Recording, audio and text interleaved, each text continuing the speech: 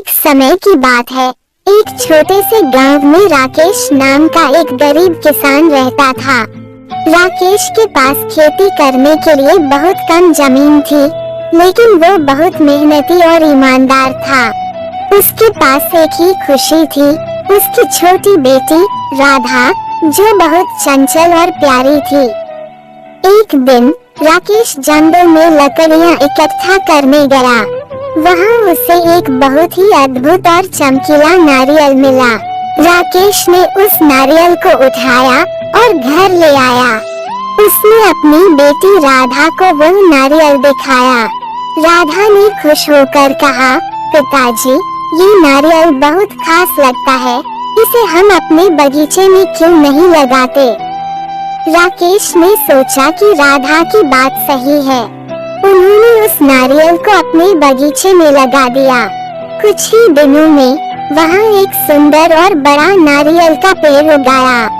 यह कोई साधारण नारियल का पेड़ नहीं था, बल्कि यह जादुई नारियल का पेड़ था। एक दिन जब राकेश और राधा उस पेड़ के नीचे बैठे थे, तो अचानक एक नारियल गिरा। जब उन्होंने उसे तोड़ा, तो उसमें से सोने के सिक्के निकले।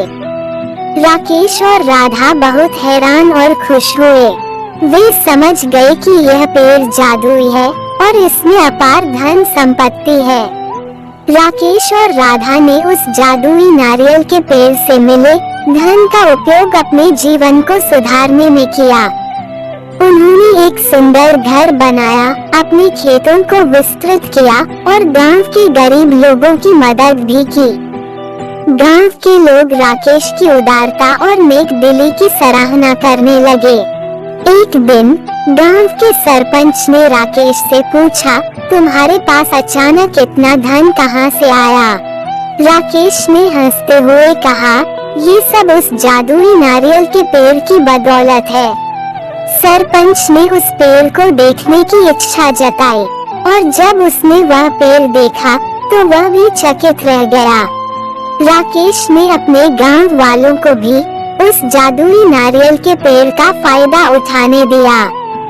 अब गांव में किसी को भी गरीबी का सामना नहीं करना पड़ा।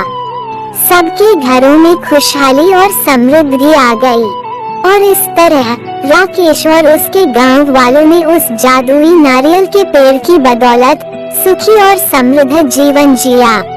वे सब मिलकर हंसी खुशी रहते थे और उस पेड़ की रक्षा करते थे ताकि उसकी जादुई शक्तियाँ हमेशा बरकरार रहें। इस कहानी से हमें ये सीख मिलती है कि जब हम अपना सुख और समृद्धि दूसरों के साथ बांटते हैं, तो वह और भी बढ़ जाती है।